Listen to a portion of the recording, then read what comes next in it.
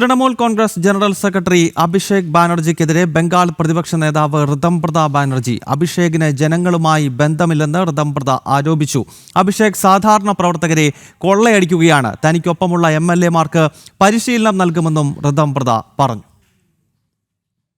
जहाँ तक पश्चिम बंगाल का विधानसभा का हमारा तृणमूल कांग्रेस का लेजिस्लेटिव पार्टी का सवाल है, उस पे ही कंसंट्रेट कर रहे हैं. बाकी कुछ हम लोग अभी इसमें ही हैं. पश्चिम बंगाल का जो विधानसभा के अंदर जो लेजिस्लेटिव पार्टी का गठन हुआ है, आने वाले दिन में विधानसभा का अधिवेशन शुरू होने जा रहा है. नया MLAs का ट्रेनिंग कार्यक्रम है. हम लोग हमारा परिषदीय ग्रुप की ओर से भी ट्रेनिंग कार्यक्रम करेंगे, असेंबली की ओर से भी हो रहा है. इसी के ऊपर हम लोग कंसंट्रेटेड है.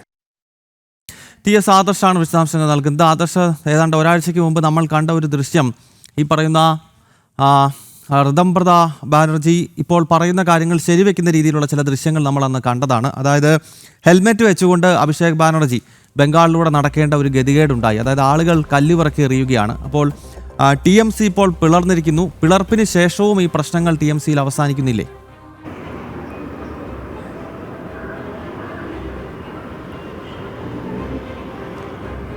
ഗൗതം, തൃണമൂൽ കോൺഗ്രസിനെ സംബന്ധിച്ചിടത്തോളം അവർ വളരെ വലിയ പ്രതിസന്ധിയിലൂടെ തന്നെയാണ് കടന്നു പോകുന്നത്. ഒരു വശത്ത് പാർട്ടിയുടെ ബഹുഭൂരിപക്ഷം വരുന്ന MLA-മാരും ഋതംപ്രത ബാനർജിയുടെ നേതൃത്വം അംഗീകരിച്ചുകൊണ്ട് അദ്ദേഹത്തെ നിയമസഭാ കക്ഷി നേതാവായി തിരഞ്ഞെടുത്തിരിക്കുന്നു. മറ്റൊരു വശത്ത് പാർട്ടിയുടെ MP-മാർ അവരിപ്പോൾ കഗോലി ഘോഷിനെ പാർട്ടിയുടെ പാർലമെൻ്ററി പാർട്ടിയിൽ ലീഡറാക്കുന്ന ഒരു തീരുമാനത്തിലേക്ക് നീങ്ങുന്നു എന്നാണ് നമുക്ക് മനസ്സിലാക്കാൻ കഴിയുന്നത്. ഇന്ന് ചേരുന്ന ഇന്ത്യ സഖ്യത്തിൻ്റെ യോഗത്തിൽ മമതയും അഭിഷേകും പങ്കെടുക്കുമ്പോൾ ഒരുപക്ഷെ പാർട്ടിയുടെ MP-മാർ ഇത് സംബന്ധിച്ചുള്ള കത്ത് സ്പീക്കർക്ക് നൽകുന്നതിനുള്ള സാധ്യതയുണ്ട്.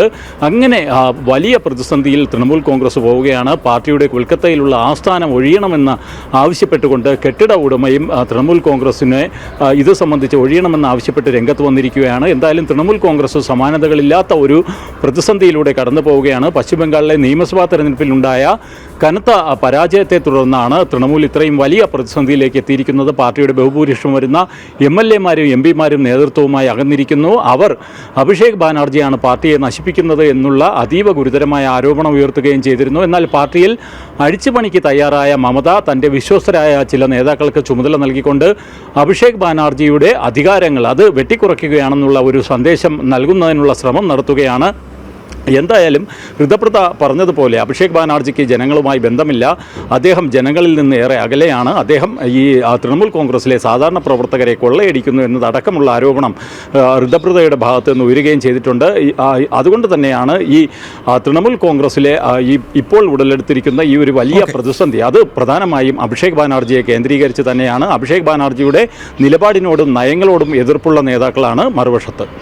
ഓക്കെ ആദർശ്, വ്യക്തമാണ്. അഭിഷേക് ബാനർജിയെ വിമർശിച്ച് പശ്ചിമ ബംഗാളിലെ പ്രതിപക്ഷ നേതാവും TMC നേതാവുമായ ഋതംപ്രത ബാനർജി തന്നെ രംഗത്തെത്തിയിരിക്കുകയാണ്.